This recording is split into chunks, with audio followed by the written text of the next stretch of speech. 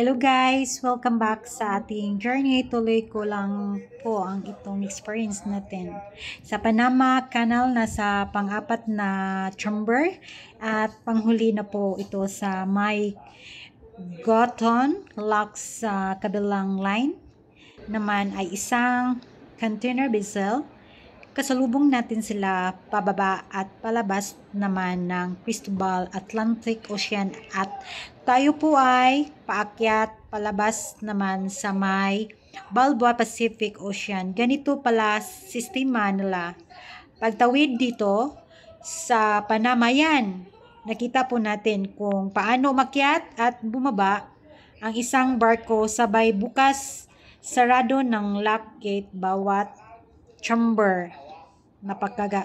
Napakaganda at napaka-exciting. Tingnan nyo guys.